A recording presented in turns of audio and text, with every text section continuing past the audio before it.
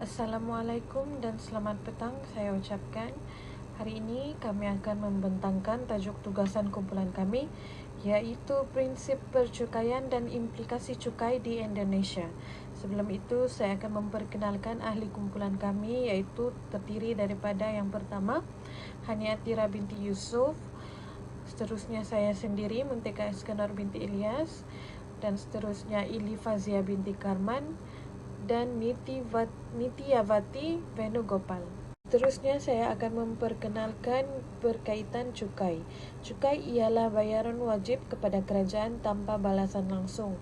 Digunakan untuk membiayai kemudahan awam seperti pendidikan, kesihatan dan infrastruktur. Di Malaysia, LHDN mengurus cukai langsung manakala Kastam mengurus cukai tidak langsung. Selain sebagai sumber hasil utama negara, cukai berperanan mengagihkan kekayaan, menyokong pembangunan lestari dan mengawal aktiviti ekonomi.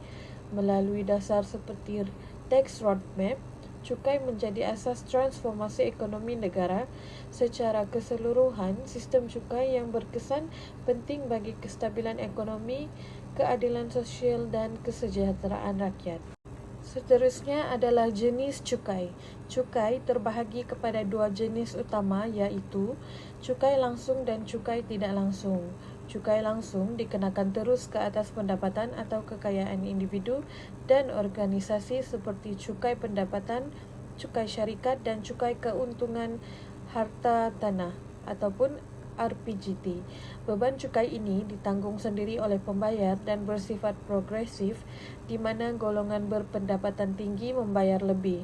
Ia juga berperanan mengawal aktiviti ekonomi serta memastikan keadilan sosial. Cukai tidak langsung pula dikenakan ke atas penggunaan barangan dan perkhidmatan seperti cukai jualan dan perkhidmatan SST, duty import dan duty exercise. Bebannya akhirnya ditanggung oleh pengguna melalui harga barangan. Walaupun bersifat regresif, ia mudah dipungut dan menjadi sumber hasil penting negara. Secara keseluruhan, kedua-dua jenis cukai ini saling melengkapi dalam menjana hasil kerajaan, mengekalkan stabilan ekonomi dan menyokong pembangunan negara. Seterusnya, saya serahkan kepada rakan berikut. Assalamualaikum dan salam sejahtera. Baik, untuk bahagian ini saya akan menerangkan tentang kepentingan sistem percukaian. Sistem percukaian sebenarnya merupakan tulang belakang ekonomi sesebuah negara. Ia bukan sekadar alat untuk kerajaan kutip hasil, tetapi juga mekanisme penting bagi memastikan kestabilan ekonomi, keadilan sosial dan pembangunan negara. Manakala melalui cukai, kerajaan boleh membiayai pelbagai keperluan seperti pendidikan, kesihatan, keselamatan, kebajikan dan infrastruktur. Contohnya, hasil cukai digunakan untuk membina sebuah sekolah, hospital dan jalan raya. Jadi cukai ini bukanlah beban, tapi sumbangan rakyat untuk kemakmuran bersama. Selain itu, sistem cukai juga membantu kerajaan untuk mengawal pertumbuhan ekonomi.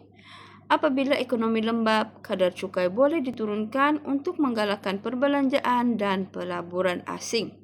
Tetapi apabila inflasi meningkat, kerajaan boleh meningkatkan kadar cukai untuk kawal harga barang. Dari segi sosial, sistem percukaian yang progresif dapat mengurangkan jurang pendapatan.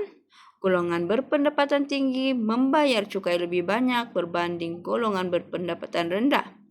Ini bantu mewujudkan keadilan sosial dan agihan kekayaan yang lebih seimbang. Tiga ciri utama yang menjadikan sistem percukaian berkesan ialah kecakapan, keadilan dan ketelusan. Kecakapan bermaksud kerajaan mampu kutip hasil dengan cara yang efisien dan tidak membebankan rakyat. Keadilan pula memastikan kadar cukai berdasarkan kemampuan masing-masing.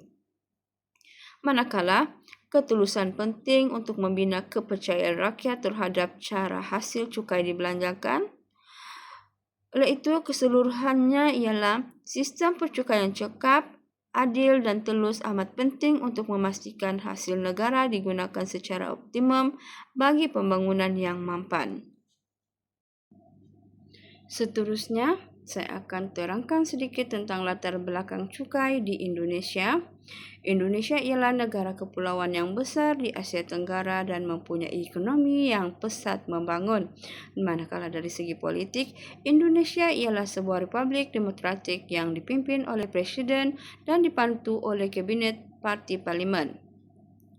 Ekonomi Indonesia bersifat ekonomi campuran di mana ia menggabungkan antara pasaran bebas dan kawalan kerajaan. Sektor penting negara termasuk perkilangan, pertanian, pelombongan, dan tenaga.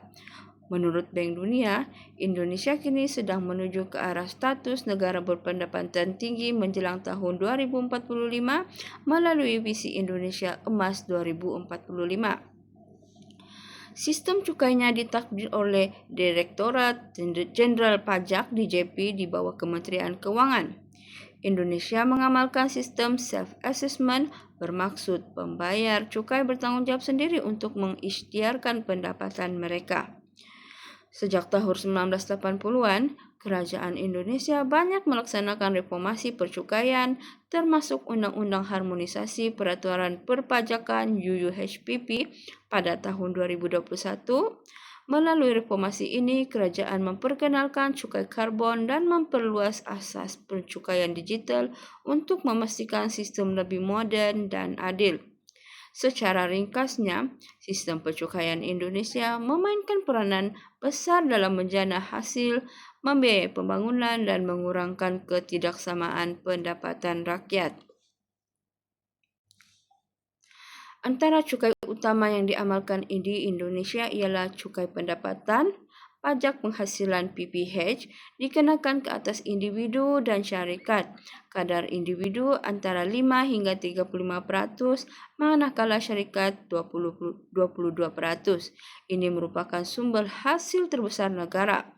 Yang kedua ialah cukai penggunaan, pajak pertambahan nilai PPN. Sama seperti GST, dikenakan ke atas barang dan perkhidmatan.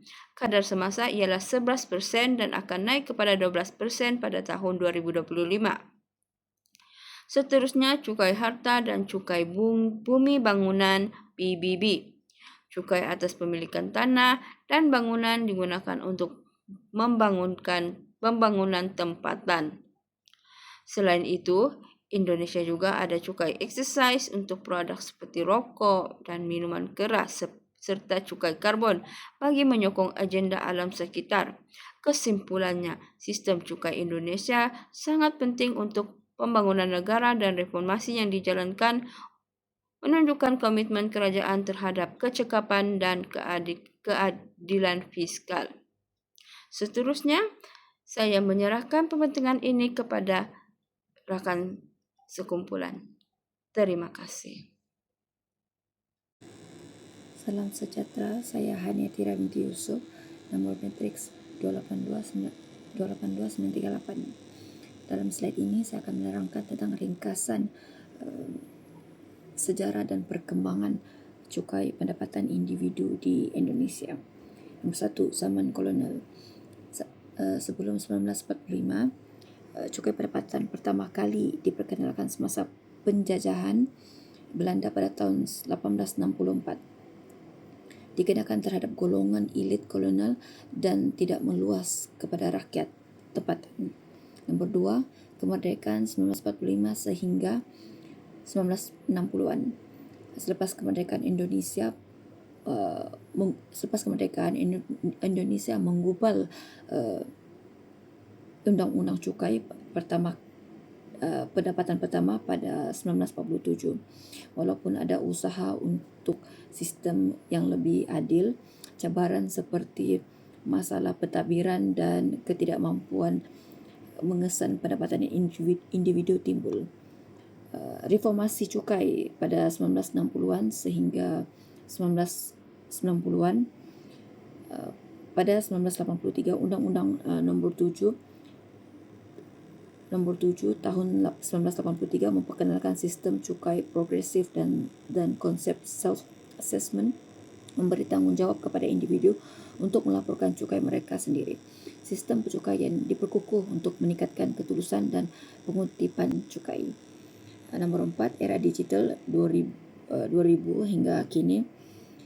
pembaruan dalam sistem pengumpulan data dan penggunaan teknologi seperti e-filing dan e-payment diperkenalkan untuk mempermudah proses pencukaian, meningkatkan ketulusan dan mengurangkan penipuan.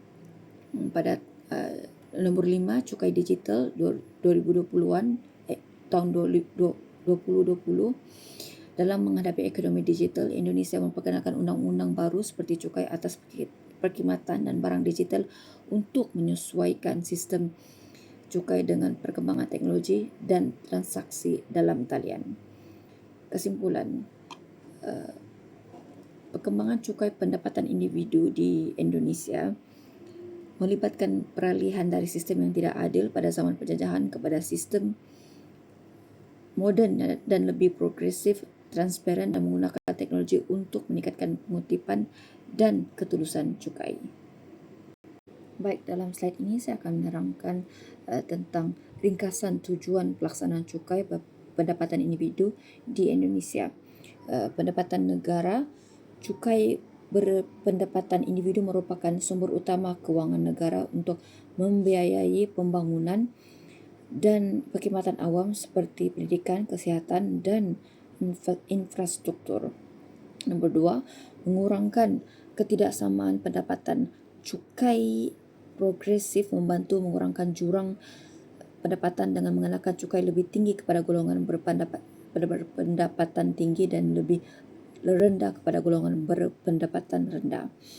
Nombor 3, meningkatkan kepatuhan fiskal dan ketulusan sistem self-assessment, meningkatkan ketulusan dalam pengisytiharan cukai dan menggalakkan kepatuhan rakyat terhadap kewajipan pencukaian. Nombor 4, menyokong pembangunan ekonomi. Cukai pendapatan individu membolehkan kerajaan merancang melaksanakan dasar ekonomi dan menarik pelaburan. Nombor 5, mewujudkan keadilan sosial. Cukai membantu memastikan golongan kaya menyumbang lebih banyak kepada negara. Sementara golongan kurang bernasib baik mendapat manfaat daripada program kesejahteraan. Nombor 6, meningkatkan pengurusan kewangan negara. Cukai pendapatan memberi kestabilan kewangan kepada kerajaan, membolehkan perancangan jangka panjang dan dasar fiskal yang berkesan. Nombor 7, mendukung sistem pemerintahan dan keamanan. Cukai yang adil memperkukuh kestabilan politik dan sosial serta mewujudkan kepercayaan rakyat terhadap kerajaan. Jadi kesimpulan dalam slide ini, melaksanakan cukai pendapatan individu bertujuan untuk menyokong pembangunan negara, mengurangkan ketidaksamaan, meningkatkan ketulusan dan memastikan keadilan sosial melalui pengurusan kewangan yang baik.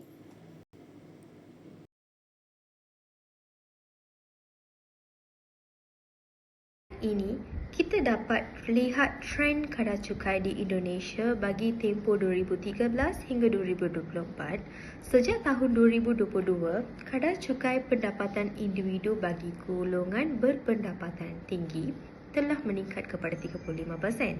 Selain itu, kadar PPN atau cukai nilai tambah juga dinaikkan kepada 11% pada tahun 2022 dan dijangka meningkat lagi kepada 12% menjelang tahun 2025.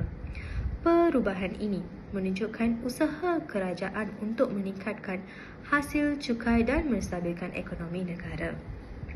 Next, kita pergi ke slide. Next, analisis prinsip-prinsip percukaian. Okey, ada 4. Keadilan, kecekapan, ketulusan dan juga kemudahan pentadbiran. Bagi keadilan, cukai progresif untuk mengurangkan ketidaksamaan sosial. Dan juga bagi kecekapan, menyokong pertumbuhan ekonomi. Dan juga untuk ketulusan, sistem digital mudah diakses. Dan keempat adalah kemudahan pentadbiran, pendaftaran dan pembayaran cukai secara atas talian. Akhir adalah kesimpulan dan cadangan penambahbaikan. Okey, contoh penambahbaikan dalam pendidikan cukai, penyederhanaan peraturan dan juga pengukuhan infrastruktur digital. Terima kasih.